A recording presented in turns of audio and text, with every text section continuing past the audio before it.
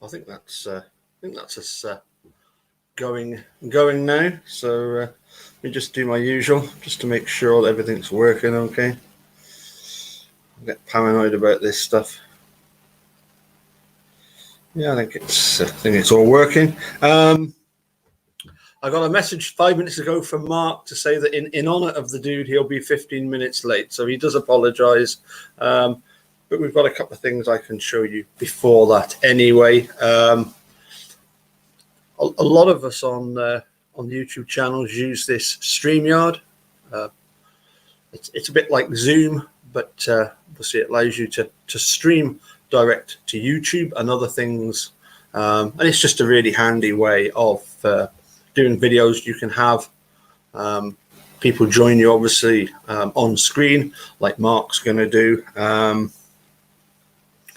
And it allows me to travel to Southern California and take up residency in the Dude Studio, amongst other things. Recently, they've added another feature, which is this being able to share a video file. So let's see if we can find a video file to have a look at.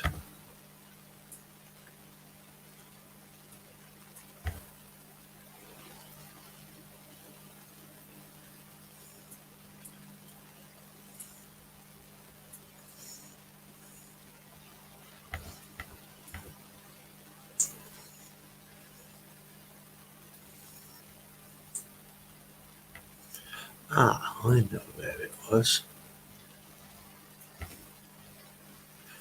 Yeah, I think it's here.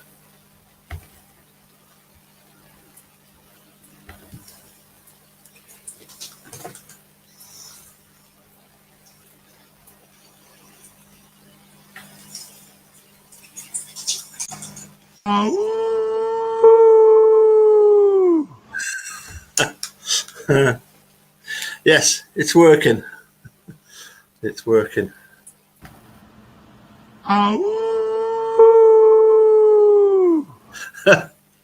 not the most convincing werewolf I've ever heard, but that was a bit of fun from, well, at least 3 years ago, I would say, because it was 2017 that Mark and I got together on this scheme. We'll talk a bit more about it when he gets here, to do with the old control question T-shirts. But it was very funny at the time.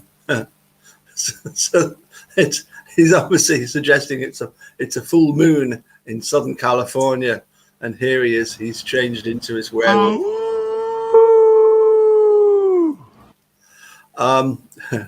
In fact, I noticed that at the bottom there's actually a bit of a street light.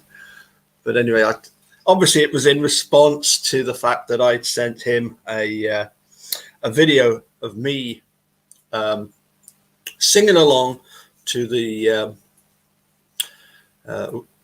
track "Werewolves of London." And I don't think many people realise this, but sometimes when obviously when I go on when I go and watch other videos, for example, Becca's and Linda's on Friday night, I think I was commenting as my alter ego, which of course is Captain Crunch. So if you look under Captain, is it Captain?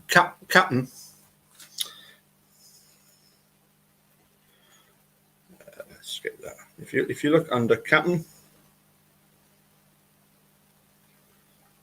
Horatio Magellan Crunch, I've actually got a YouTube channel. Not a lot of people know about this one. It's got 19 subscribers at the moment, and it's been going now for about 4 years. But I will just mention that if you go on there are some videos, some quite funny ones that I did for the dude. So Let me see. Can I copy that link?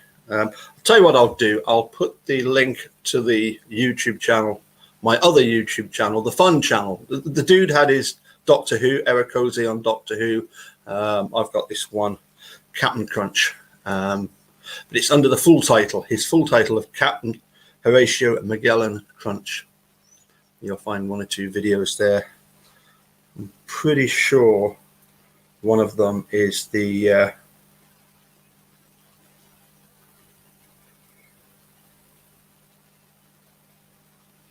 who is it? Yes, yeah.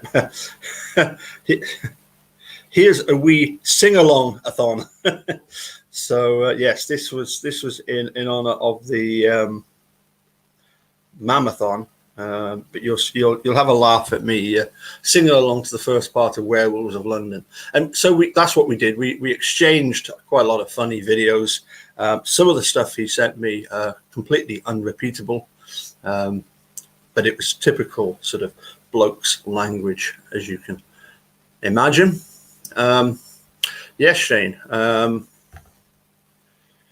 Way back when I first started following the case, the first thing I did after watching Making a Murderer was I got in touch. I checked on the internet and found out some funny pictures, some funny cartoons that people had put together about Manitrock Sheriff's Department. And in doing so, it was partly to find out funny stuff. Well, you know, look for some of the stuff that people had commented about the Sheriff's Department, but also to find out the phone number for the Sheriff's Department and an email address. So I immediately started sending emails to Sheriff Herman. And in fairness, he replied on at least 4 occasions to my emails and took at least a dozen phone calls over the course of between the end of April and beginning of September. But yes, it wasn't long before one gets interested in the YouTubers. In fact, it was Herman that first said that there was a Facebook group in support of Stephen Brendan. So I joined that. That's how I got obviously in touch with Carla Chase. Then went and got hold of as many videos as I could on the old YouTube. And back then, the main 3 were Casey Martinez, Mama Phoenix, Perplexed Cutie, Laura Keck, and the Dude. So yeah, I immediately started making contact with the Dude. Shall we have another little video? Let's do another little video of the Dude.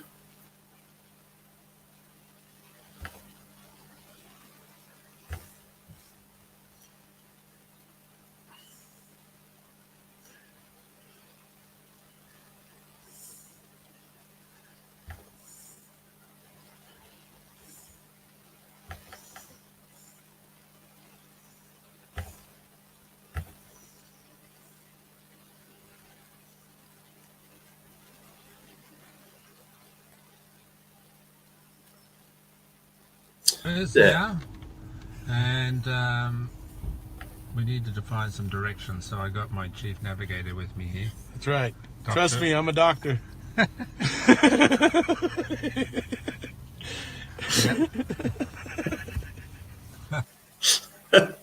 The Dude. I mean, he would honestly, he would laugh at the daftest of things, and he would also mump at the daftest of things. You know, he would moan about stuff. And I don't know how much of it was just, you know, sort of just to keep the fun of it going, you know. But in Australia, of course, it was legendary that, you know, he was desperate to find as much Dr. Pepper as he possibly could, and you know, would like sort of go off a 2-hour walk to try and find Dr. Pepper. There was when we went to from Mark's house to Sydney. We got there just after midday, I would say, on the Thursday, and then Mark realised, having told the three of us that, make sure you've got everything, make sure you've got all your stuff, all your bags together, all in the back of the car, because we won't be coming back. And then he'd gone and forgotten his main suitcase with his clothes in, so he had to go all the way back. And in that time, the dude went looking around Sydney for Dr. Pepper, and I think he managed to find a couple of them. Famously, the next day in the morning, I went to the fridge to open one of my cans of Pepsi Max and opened his can of Dr. Pepper by mistake. Took one sip and realised, ugh. Anyway, that was that was good fun. And of course, he also then moaned about. We went after going to the Sydney Opera House. He moaned about. Well, by the way, that's one of the things that you'll get on the Captain Crunch channel. Is a video of a lot of the things that we saw in Australia that we haven't shared so much on the sort of the main channel. I noticed to mention there, what's happened to Mama Phoenix? I think the one thing I do know is that she's been very busy doing all sorts of other things to do with her life. So hopefully she'll get back on the train. In the meantime, hello there. How's it going? All right. I'm a bit sunburnt. Yeah. Yeah. So I was down in the Big Smoke on the weekend. You'll remember the Palisades Hotel. Yeah. So yes. Had a few furfies there. So, but back into the land of the Central Coast. So how is Miller's Point? Is it surviving without us being there now? Yeah. Well, they did go through a little economic downturn when you left, Yes. but yeah, it's all good. So I was just reminiscing about the time when the dude on the Thursday had to go around for about 2 hours trying to find Dr. Pepper, whilst you had to go back home because having told the rest of us, insisting, saying, almost like a sort of headmaster type, now we won't be coming back, so make sure you've got all your stuff and it's all in the back of the car. Exactly. and who left their shit behind? Excuse the expression. Well, me. Yes, I think it kind of got. It must have got sort of pushed behind the door or something, did it? Yeah, it was. It was just behind the door. So yeah. So yeah. But there's an interesting little sideline to that thing, because you may recall that same time or leading up to that weekend was a local election in Australia. Yes, it was. And it's compulsory to vote here. So Yeah. I when I returned back to that Friday morning briefly, I just got my bag, ran down to the local voting booth and voted, and went back to the pub in Sydney. Yes. I know it was great fun. Really enjoyed the Opera House Thursday night, of course, was quite a late night, wasn't it? Because we were down at the Enmore, and we went to a few pubs afterwards, and then eventually got back. And I think the Palisade was still open, maybe. It was, yes. Yeah. We had a few in there. Or who wouldn't stay out knowing you were coming, Paul? So. Yeah, exactly. And then on the Friday we went. Friday, let me see. Well, that's when I had to duck away back home briefly. Was it the Friday? Was it? Oh, right. Yeah, and later that night when I got back, I think just after lunch or lunchtime. Yeah. I'd say the pub was probably in the mix there somewhere, but in the evening we went to the Opera House. We did. And Saturday morning we flew down to Melbourne. That's right. Yes, I distinctly remember the dude doing a live from the kitchen on the Friday morning, and just as the pub opened, I would go around and get two halves, and before I got caught doing it, I used to just sneak out the back door, because it was just like the next door was where we were. But eventually they said to me, are you taking the beer outside? I said, yeah, because I just live next door. Oh, sorry, mate, you're not allowed to do that. What? You'll get us in trouble. Actually, I was just going back to reminiscing way back to when the dude was very much doing his every video he did, he would mention the control question. Yes. Yeah, and we came up with a little scheme, as it were, wasn't it? Well, I'll let you tell the story. In terms of, we had many schemes. Well, the main scheme was that whenever we would be interviewed by Richard, we'd have this little secret pact that somewhere in that interview we would raise the issue subtly about the control question to see whether he would bite. And of course he did, like a big shark. Yes. If that's the scheme you're referring to, yes. Well, yes, that led to another scheme whereby we got together and decided we should do something to commemorate the control question. Oh, you're referring to the T-shirt? Yeah. So it was such a an issue for Richard, importantly so too. Yeah. That we thought, we couldn't just let that stay in words; it had to go into print. Yeah.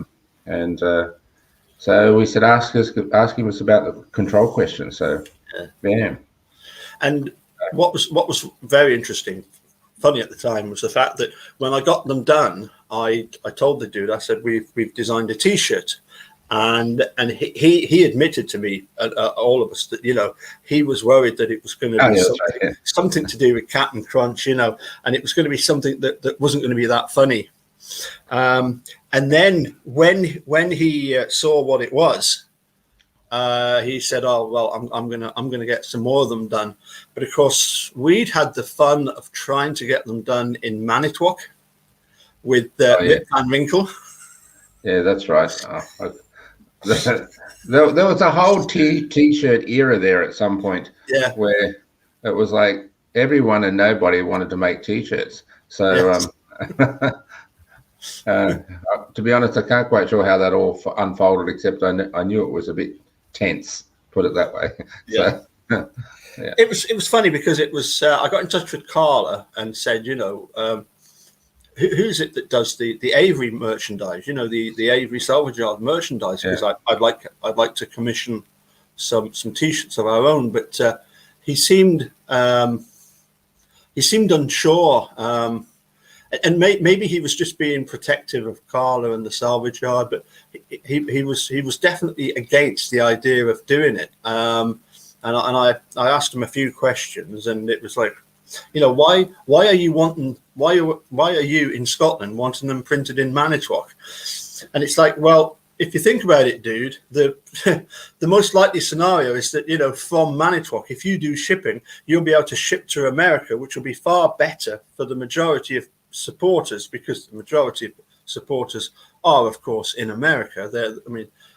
Supporters are spread worldwide, but the majority of them are in America. So it would have been good to send them out from there. But I think when the dude actually got his done with the hashtag Brendan Dassey on them, did he get them done at Rip Van Winkle's? I'm not sure, Paul. I'm not sure where he had them done, to be honest.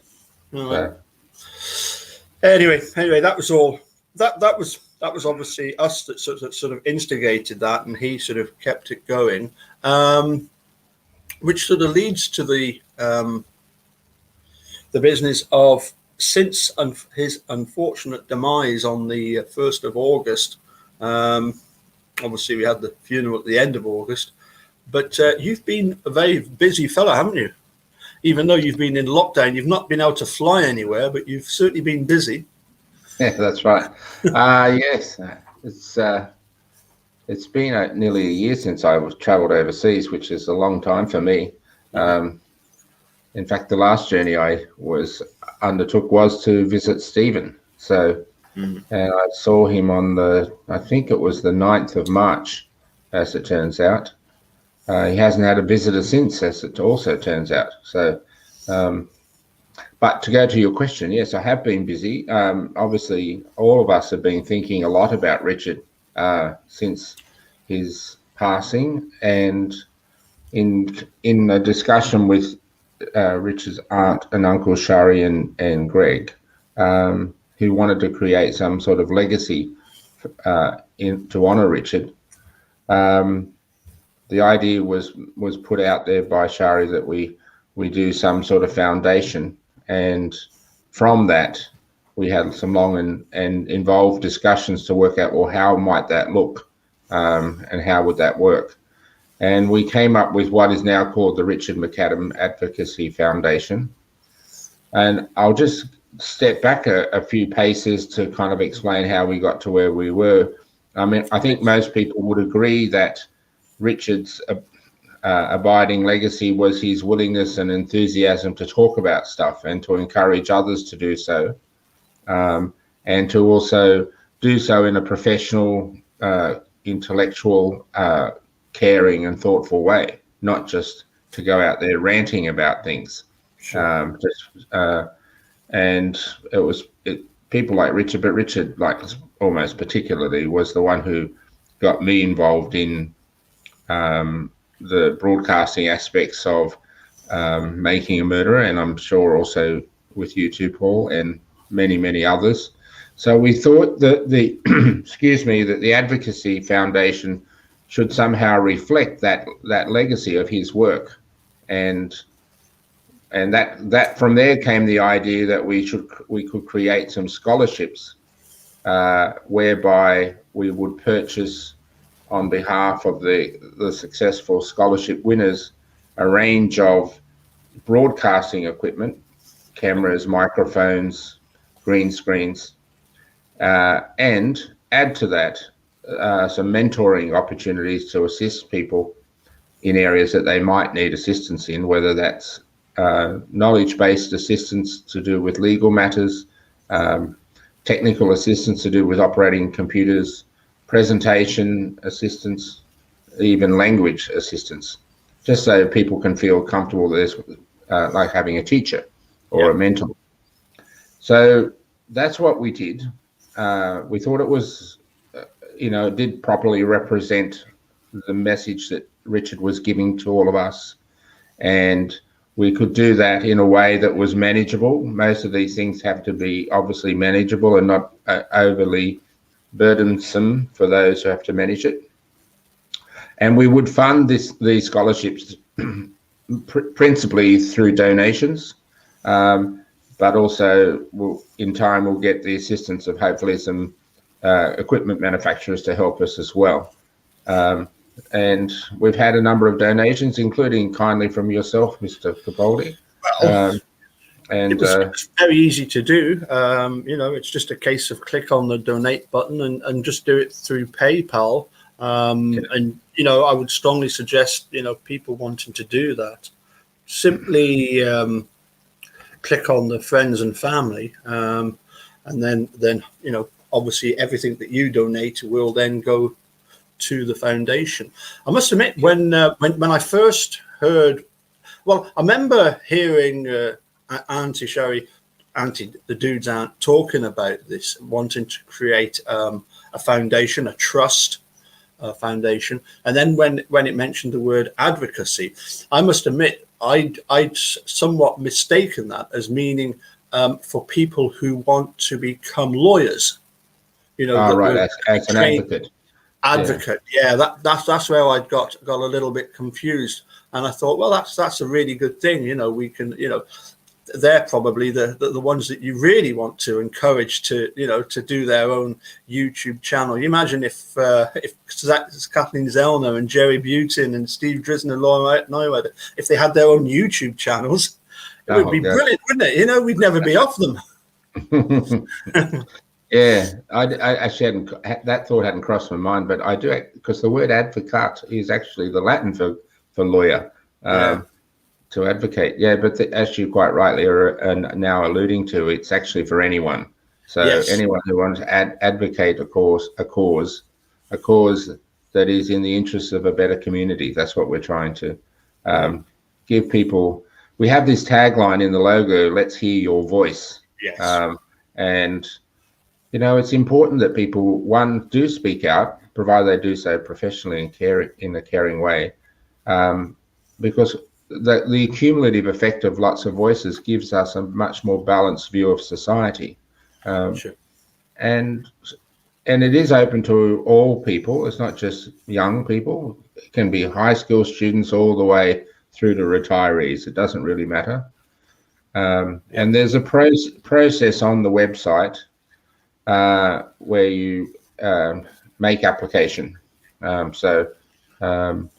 we have a fairly modest expectation about it.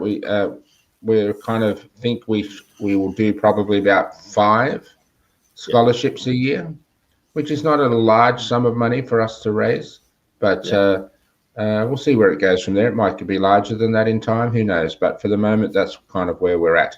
And we just encourage people who like the idea to possibly consider to donate, because any amount's helpful. I'll explain about the money side in a sec, by the way. And the other part of it is if they know of people who might like to be involved as an applicant, well, then we would encourage them to do so as well. What was it that inspired you to do your first video? Can you remember?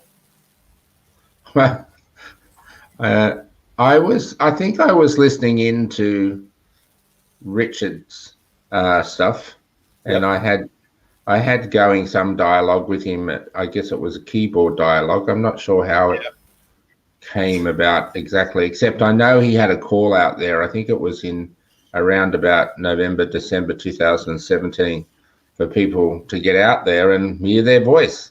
So that's probably, I thought, oh, well, I can talk a bit if I need to. So I knew almost zero about, YouTubing and all that stuff. And I only know 0 plus a little bit more even today. But I thought, okay, look, I'm really passionate about the Stephen Avery, Brendan Dassey, Teresa Hallbach matter. Passionate in the sense that it was eating away at me, the wrongfulness of what was going on. I said, I just can't sit behind and talk about it. I've got to do something. So what inspired me was Richard's encouragement to get out there and say something. And over a period of time, I did a few videos directly myself. Not as prolific, obviously, as Richard or yourself, but most of the stuff I ended up doing was in conjunction with you guys. In other words, being in group video chats. Yeah. And being the roving Australian reporter in Manitowoc. Yes. So I've been over there about 7 or 8 times now. So so I know the place pretty well. So. But what was it? The fact that he'd gone to all the trouble of actually wearing his kilt in order to try and encourage people to become advocates. Was that the deal clincher for you? It was lucky that I stayed on the channel, let alone anything else. Yeah, no, actually, in many ways it was, because I really admired Richard's. He would have a go at anything, Yeah. And to wear the kilt on the channel, oh my God! When he sang "God Save the Queen" on the channel, I thought, mate, But he was believer in speaking out, and he had no tickets on himself as far as anything. So he'd give everything a go, which I really had a lot of time for. So his laugh. I always remember that the time when I was doing a live chat with the dude, and I think we were on Jerome's channel, the French Wrecking Crew, and just at the end of it, I said to Jerome, now there's this song, because the dude would send me, I don't know if he sent you loads of stuff, but he would send YouTube videos of songs that he liked, Oh yeah. And of course he sent me this one of Thrift Shop by Macklemore. And I said to Jerome, I said, there's a line in Thrift Shop, and it refers to a cold ass honky. What would be the Belgian for a cold ass honky? And I'd already primed Jerome for all this, and he goes, well, in his sort of French accent, We would probably say the best would be an Erekoze. Oh, it was so funny, so funny, and he just laughed about it. In fact, he did a very famous video with you, which I'm going to share right now. A short little video. This is not the one in Manitowoc, is it? It's both of them. Both of them. We'll do this one again first. Okay, that'll be fun. I enjoyed that video. So yeah, we'll do this one where you are in Two Rivers. Yes. Oh, that's right. Yes, I know the one you're going to show. Yeah. It takes a couple of seconds for it to load up, and then it'll start. Now, and we needed to find some direction, so I got my chief navigator with me here. That's right. Doctor. Trust me, I'm a doctor.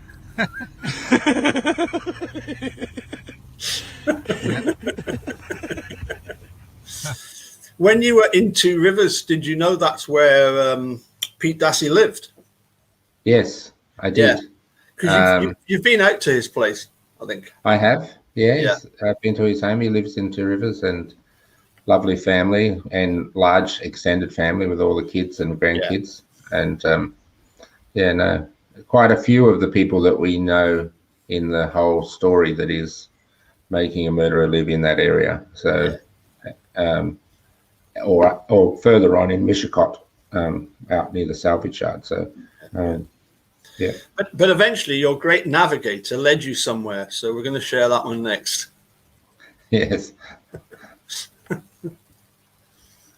Let's pop this one up next. And I think my favorite one of all was the control question raffle. Oh yeah, that's right.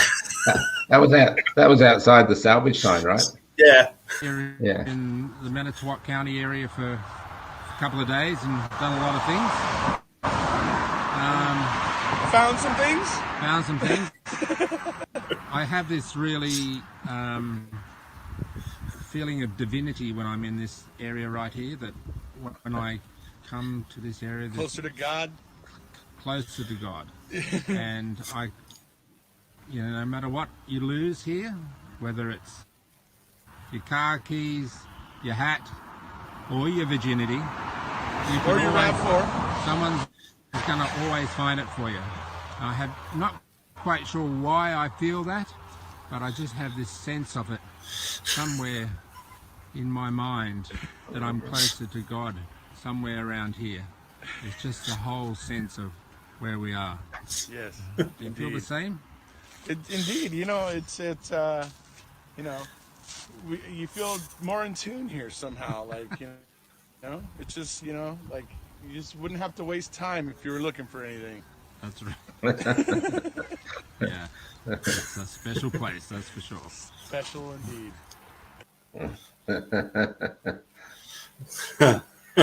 Whereabouts is Sturm Road? It'll not be too far from Coss Road and Zander Road. It's got that same sort of appearance to it, has it? It's about roughly halfway between Two Rivers and Mishicot. Yeah. I think it's about halfway. Maybe it's a little closer to Mishicot, but yeah. So it's. I was just driving along, and actually, I was there. I think the day before Richard was there, and I was just driving along. I saw that sign. I go, "Oh, there's an opportunity." Yes. So, yeah, I remember he did me this video, and I'm trying to think if you were in it as well on the Sunday that you were in Manitowoc.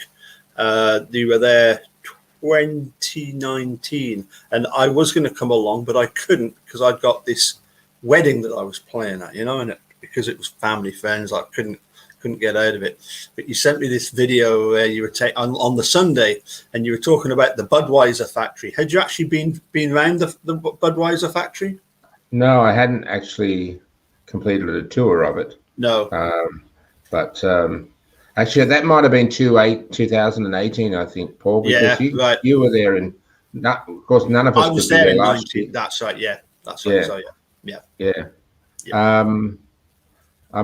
Because you yeah, ironically, in a way, you could see the Budweiser factory from the courthouse steps, right? Yeah. Yeah. Says a lot about law enforcement, doesn't it? So, and the courthouse hotel. So, yeah. But no, I never went on a tour. But No. yeah.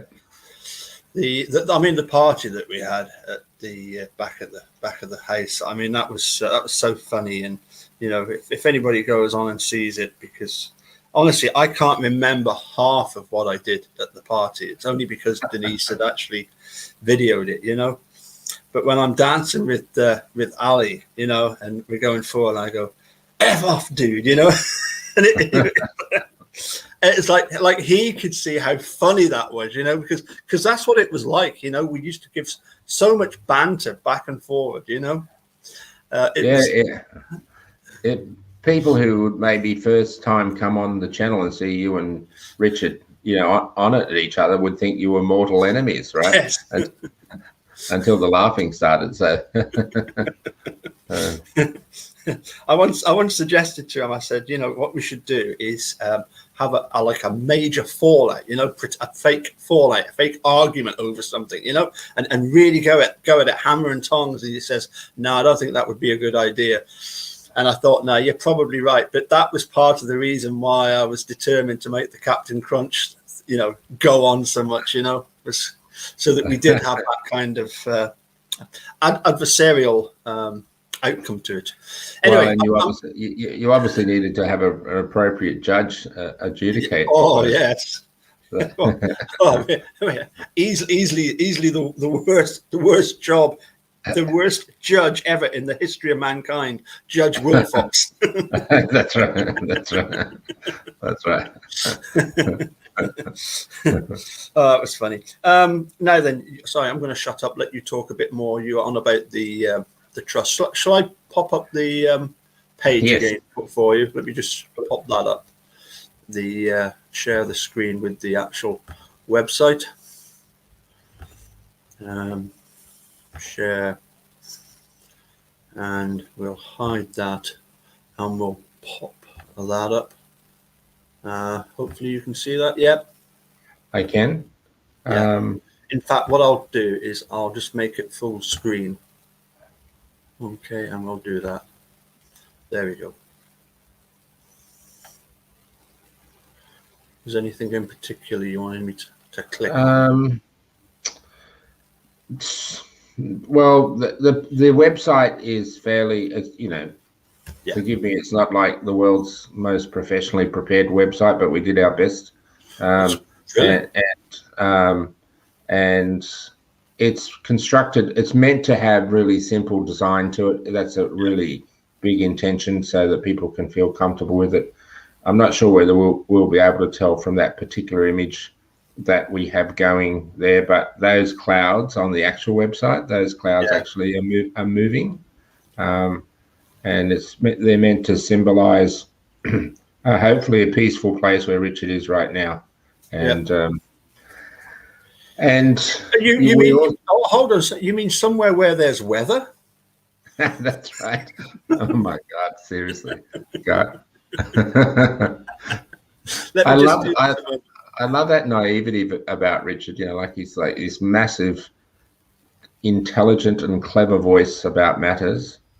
But until he came to Australia, he'd never been outside the United States. I don't think he'd traveled many places. So he would have a view of things that was fairly, you know, just based on his life experiences. And the issue of his discussion about weather and airports and all that sort of stuff was always quite amusing.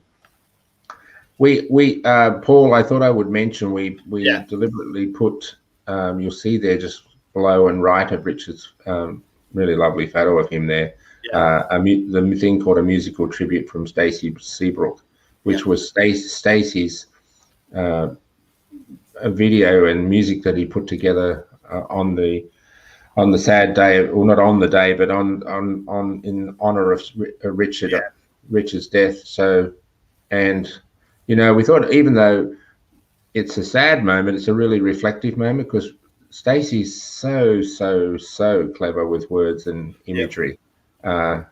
He's really clever with video as well. And if you want to know something about Richard and have a really good feel for what he was like as a man and as an advocate, that video that Stacey did for him was fabulous. So, and a good friend of, I should also mention, and I'm going to be really embarrassed here by forgetting his name, but a good friend of Shari and Greg's did the logo, came up with, or Jennifer. Jennifer started with the basic concept, I should say. Yeah. Jennifer, Richard's girlfriend. Yep. It was her idea, and then it got finessed by a guy they knew, and I thought they came up with a really good outcome there. So absolutely. Yeah. And then if you could just can you scroll that as we're talking? So if you could just scroll down, because we need to get, or maybe it's scroll up actually now the way, we need to get here. So then we can see the headings above. So we're on the home page. The next page is you can click on the thing called the foundation.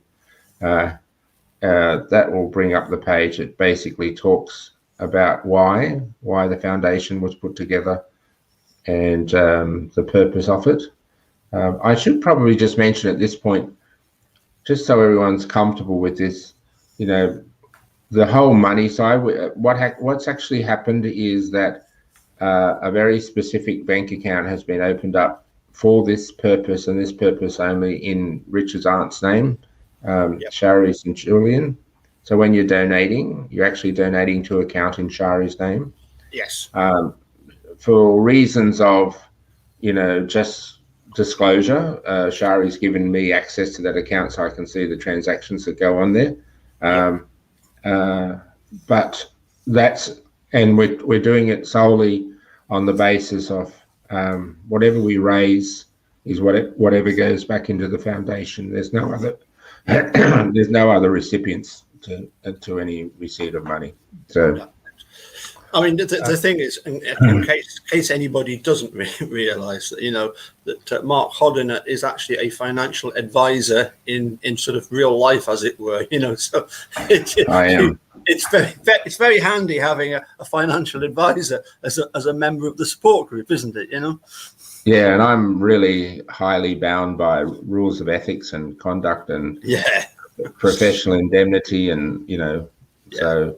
It's in my DNA these days how I think about money matters, and so people should be comforted and assured that this is going to be done absolutely correctly. So absolutely.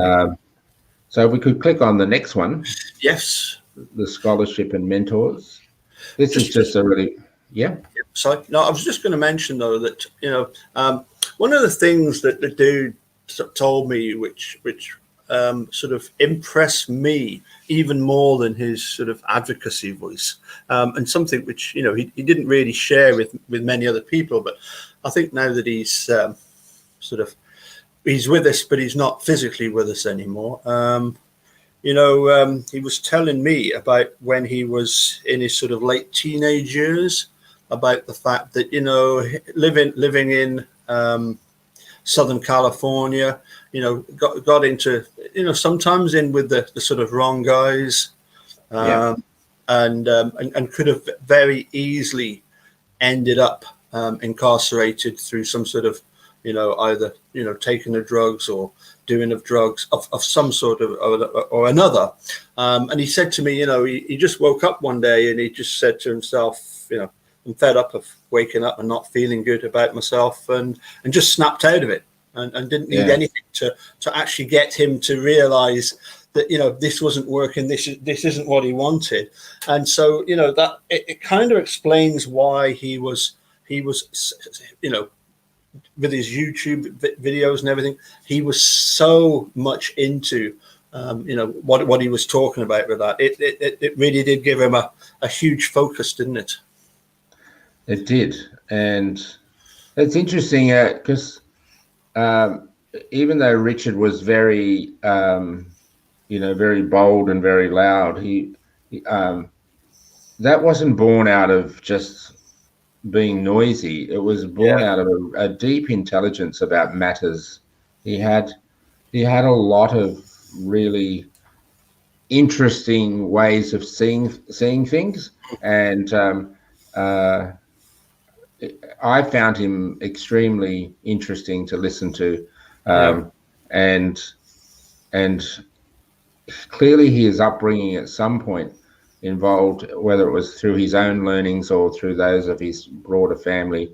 He knew a lot about a fair bit about history, and he was fascinated by it, and so it reflected in the way he conducted himself and the commentary that he made about things.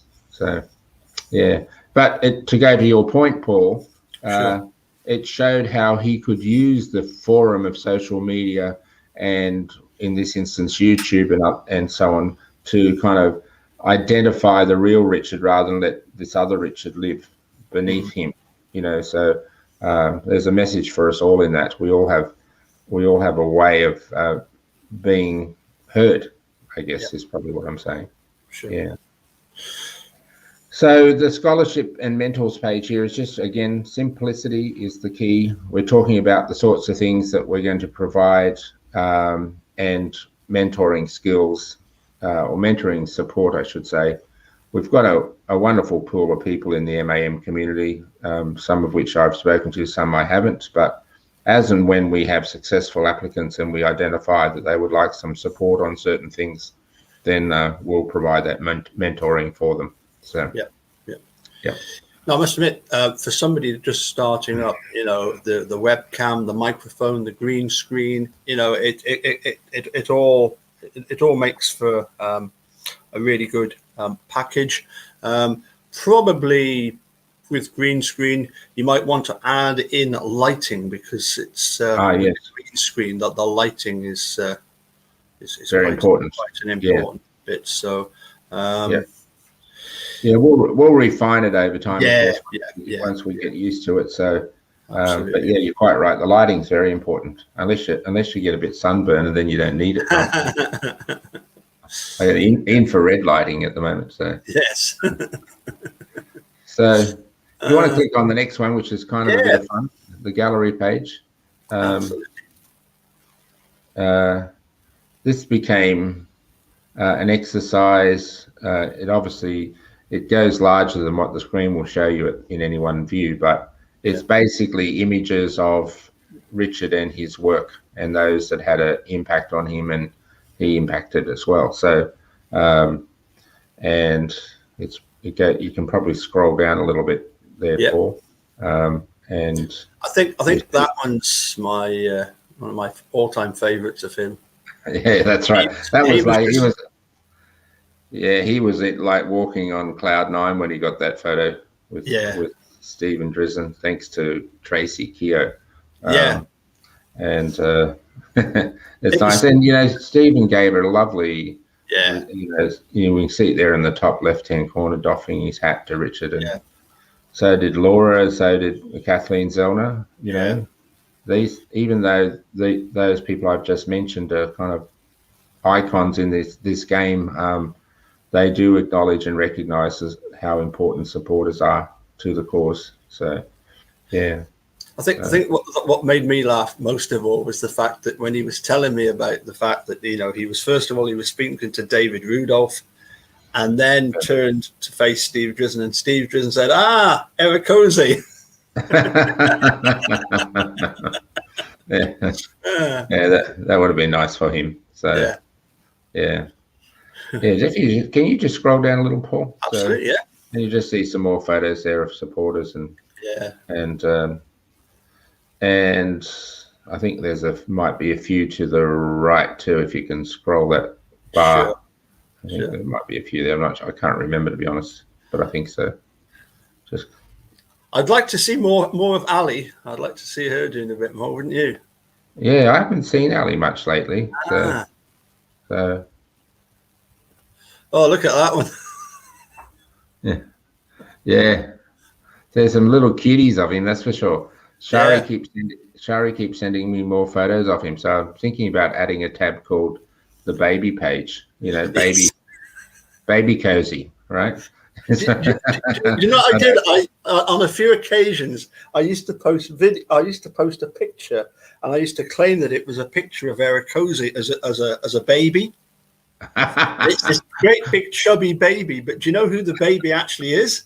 It's actually Andrew Flintoff, the cricketer. Oh God. But yeah, he could easily be the double of. Yeah. Yeah.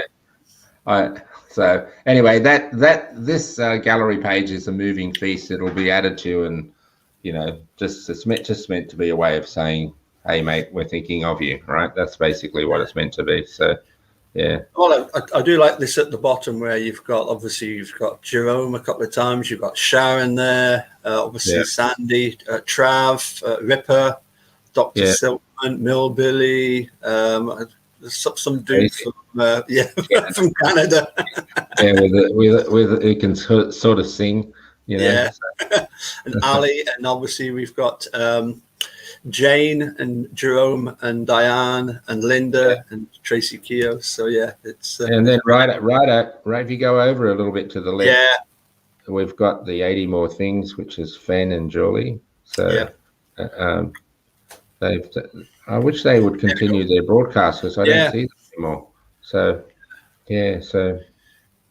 but anyway, so I mean, there's many others, of course, and we'll just expand the page as and when we have additional ones. So, So the next part of the website, I'm not sure how you jump off that from where you are there, Paul. I think when you get to the top, you can click on it. Oh yeah, so we've got videos and music. Yeah. So there's a deliberate intention here on this page.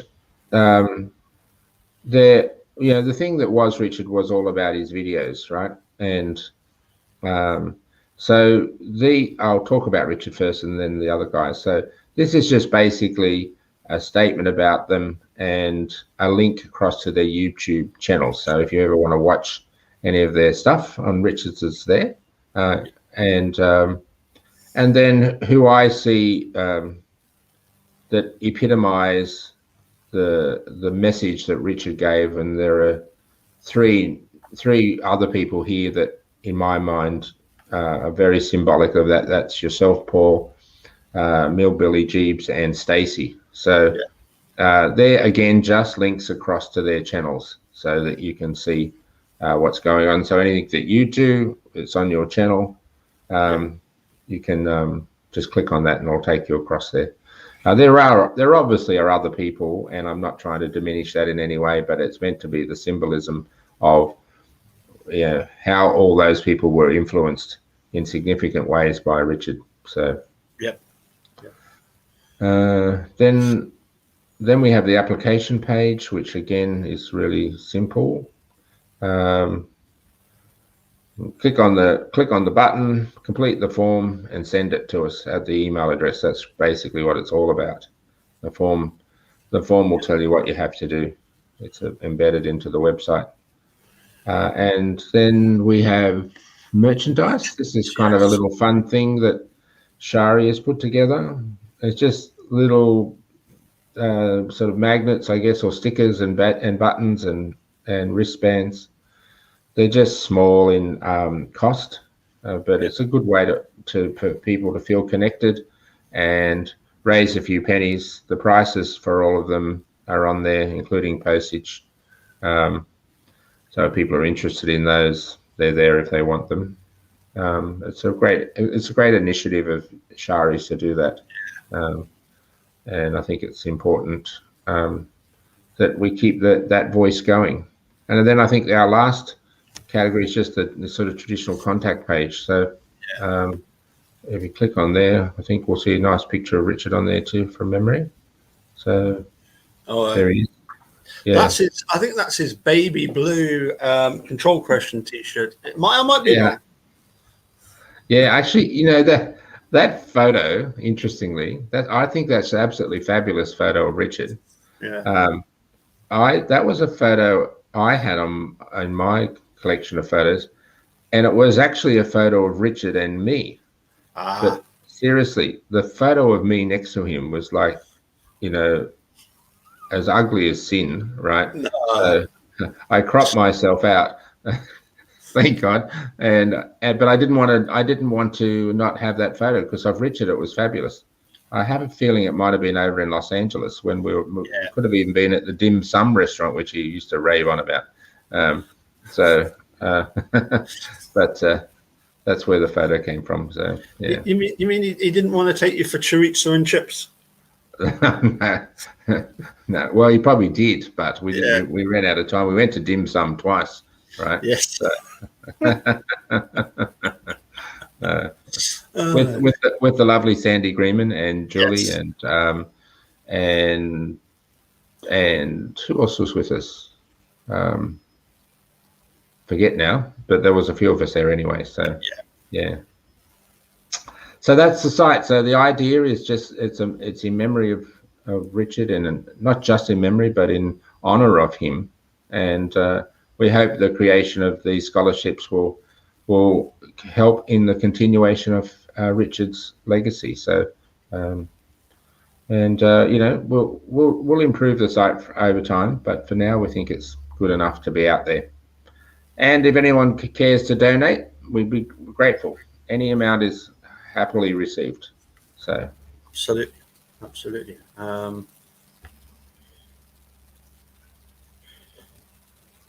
Yeah, I think that does just about cover it. Other than to say, once again, Aunt Sherry and particularly you, Mark, thanks so much for putting this all together. It must have taken quite a long time to put it all together. So yeah, there is a fair bit of work in it, more than you first ever expect.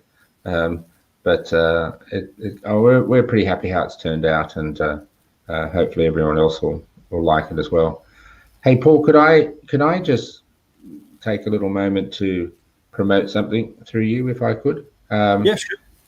Next weekend, it'll be Saturday night your time, Saturday afternoon Central Time, US time. Yep. We're launching this thing called MAM 101.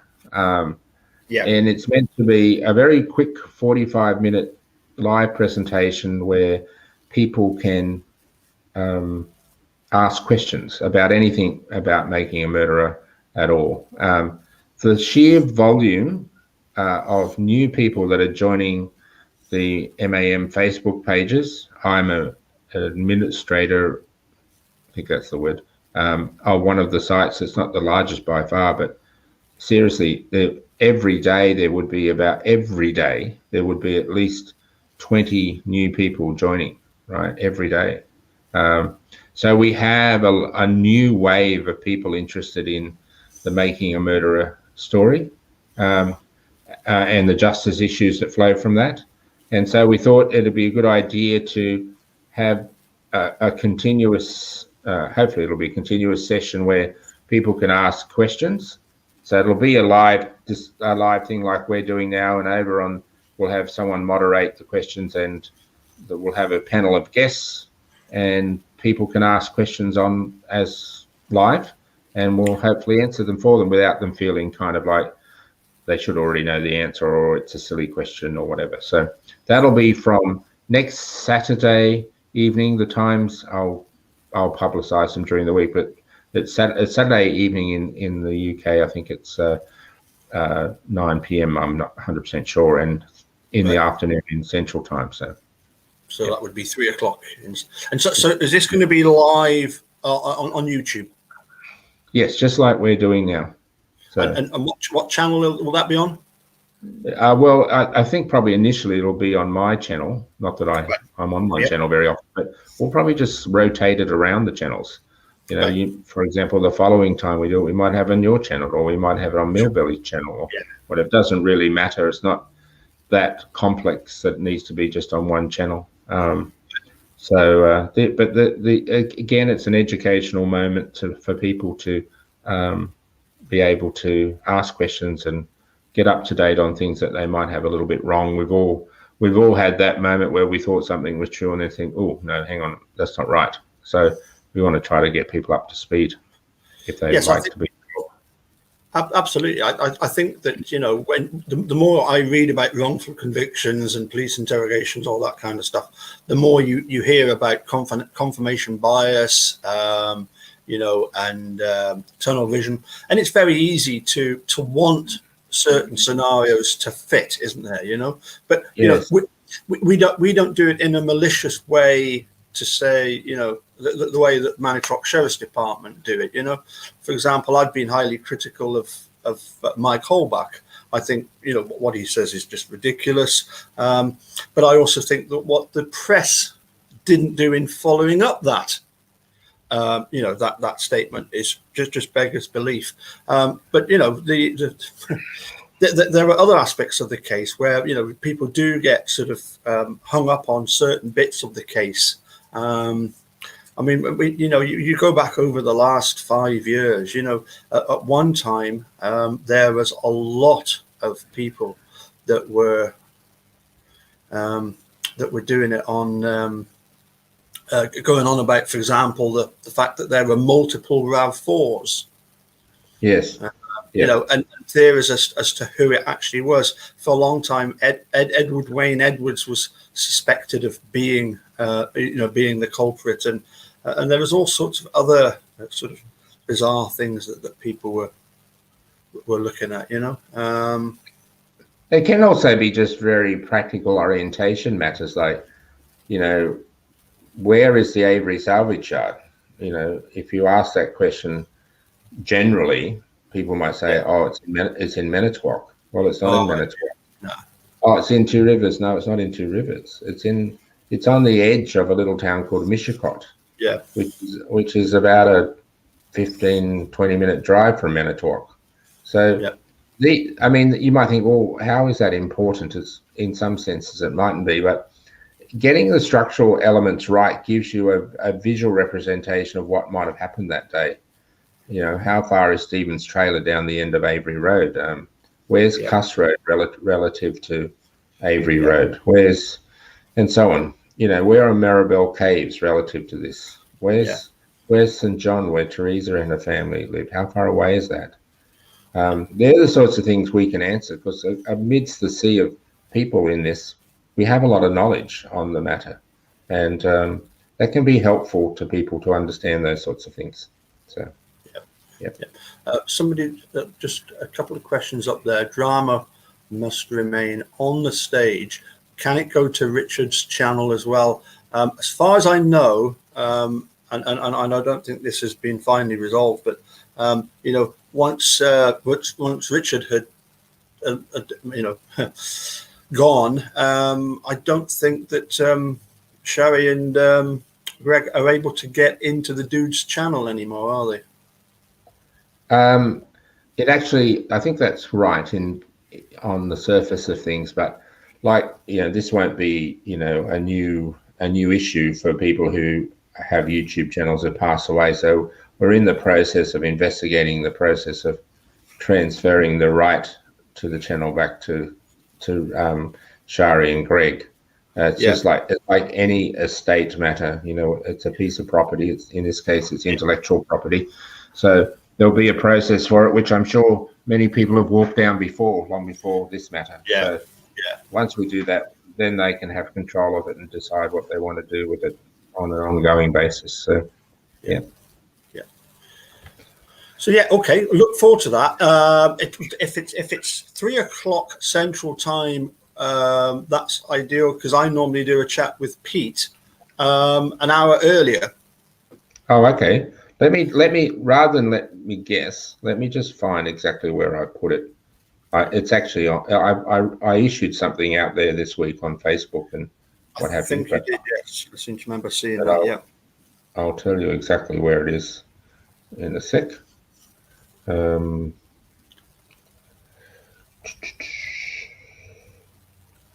with me. Sorry about the silence. I can look it up as well, actually. Because I've got. Here we go. Yes, it's 8 a.m. Sunday in Australia, Eastern Australian time, 9 p.m. UK time, Saturday, and 3 p.m. US Central time. Perfect. And when when the broadcasts go out, notifying it, YouTube kindly obviously adapt the time to wherever you are.